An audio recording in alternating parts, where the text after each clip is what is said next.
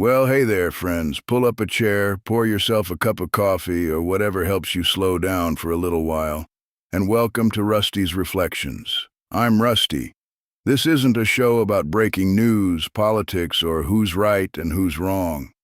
This is a place where we sit together for a while and talk about life, the things that keep us awake at night, the questions we don't ask often enough, and the truths we sometimes avoid because they're hard to face.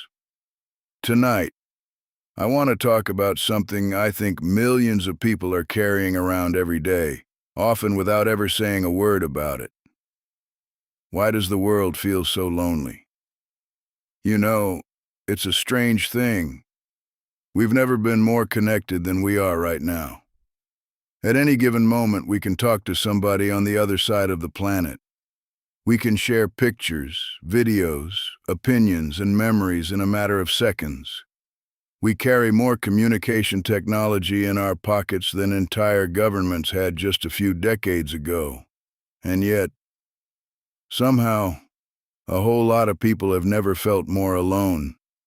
Not because they're physically alone, because they're emotionally alone. There's a difference. You can sit on a front porch by yourself and feel completely at peace. And you can sit in a crowded room full of people and feel like nobody really sees you. I think that's the kind of loneliness many of us are wrestling with today. I grew up in a world where people sat on porches, neighbors talked over fences, families ate dinner together. You didn't have to schedule a conversation 3 weeks in advance. If somebody was hurting, folks usually knew it. Now, don't misunderstand me, the old days weren't perfect. Every generation has its own struggles. But somewhere along the way, we traded community for convenience. We traded conversation for communication. We traded knowing people for following people. And maybe we didn't realize what we were giving up until it was already gone. We've built bigger houses and smaller relationships. We've gained followers and lost friendships.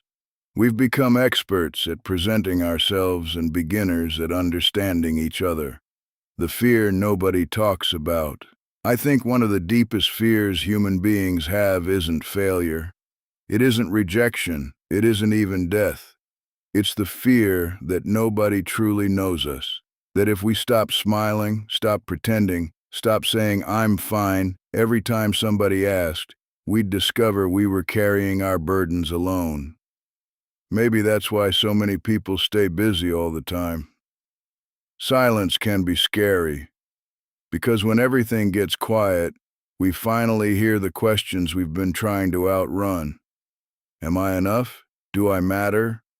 Would anyone miss me if I disappeared? Those are heavy questions. And if you've ever asked them, you're not strange. You're human. You know, human beings have always gathered around fires. Thousands of years ago, people sat around campfires sharing stories, fears, dreams, and wisdom. Today, we gather around digital fires, phones, computers, television, social media feeds.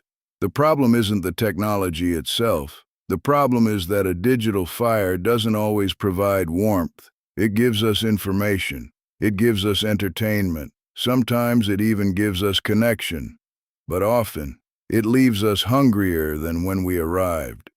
Because deep down, what most people are really looking for isn't another notification.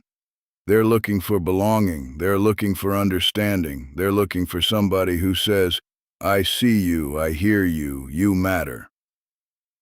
I've been thinking lately that maybe the answer to loneliness isn't finding more people.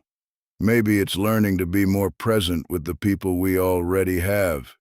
Maybe it's calling someone instead of texting.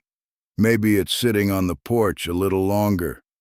Maybe it's asking, "How are you really doing?" and actually waiting for the answer. Maybe it's putting the phone down during dinner. Maybe it's going to church, joining a community group, visiting an old friend, or simply checking on a neighbor. Because every meaningful relationship starts with one person deciding to care. And perhaps that's what we've been missing. Not connection, commitment, You know, I don't think God created us to walk through life alone. I think He created us for community, for family, for friendship, for grace, for love. And if you're feeling lonely tonight, I hope you know something. You're not the only one. There are millions of us quietly carrying that same weight. And maybe the first step toward healing isn't pretending we're okay. Maybe it's having the courage to admit that we're not. Well, friends, that's tonight's reflection. If this conversation spoke to you, maybe share it with somebody who's been on your mind lately. You never know who might need to hear that they're not alone. Until next time, keep your coffee warm, keep your heart open, and remember, sometimes the deepest conversations happen when we're finally willing to be honest with ourselves. I'm Rusty, and this has been Rusty's Reflections.